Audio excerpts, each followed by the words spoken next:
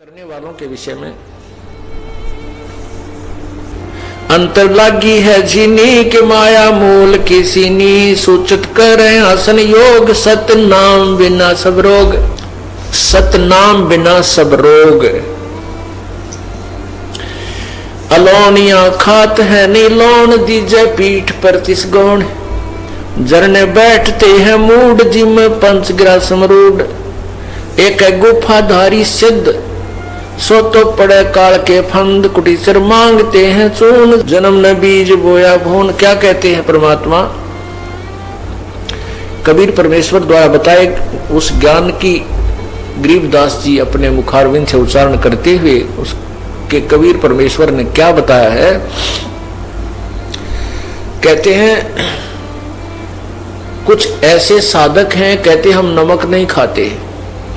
कुछ ऐसे साधक हैं कि हम प्याज नहीं प्रयोग करते, हम लहसुन नहीं खाते।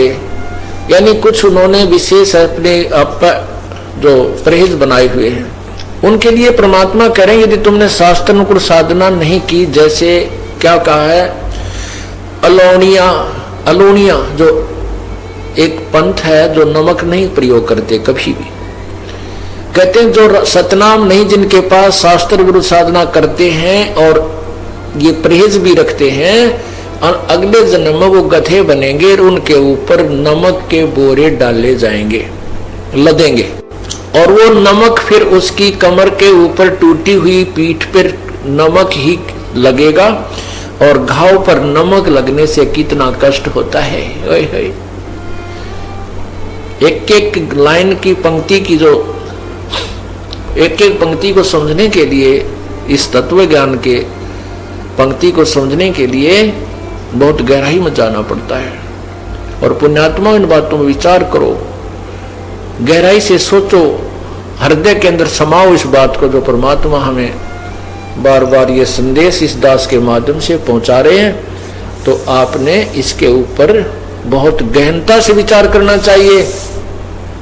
और आपको यहाँ परमात्मा ही ला रहे हैं, कबीर परमेश्वर की रजा से ही आप जी यहाँ पर आ रहे हो।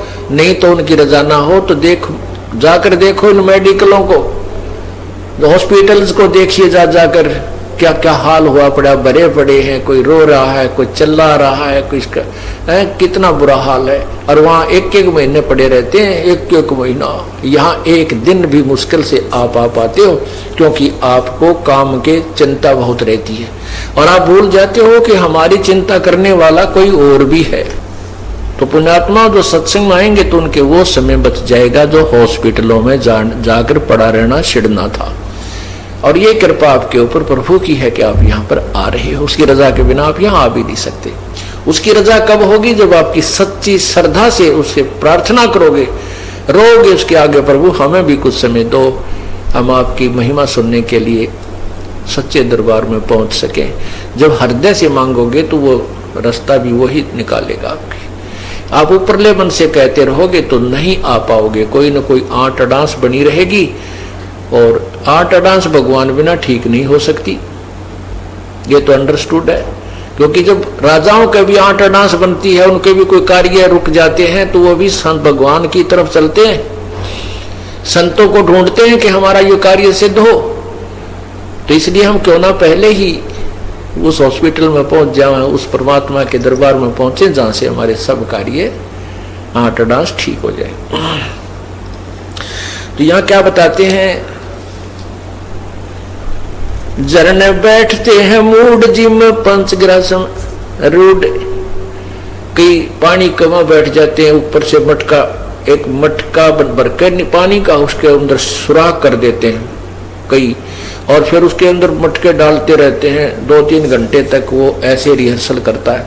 कुछ वैसे जाकर के जल में खड़े होकर के, जहां से झरने ऊपर से गिर रहे हैं, वहां खड़े होकर सर्दियों के समय में वो बर्फ जैसे पानी में खड़े होकर के भक्ति करके दिखाते हैं। तो आम व्यक्ति ये सोचता है कि ये है वही भगत, ये है सही संत, इतनी सर्दी में और ऐसे ठंडे पानी में 2-3 घंटे से खड़ा है। ओहो।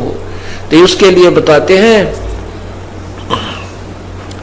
झरने बैठते हैं मूड, वो मूर्ख जो इस तरह की साधना करते हैं।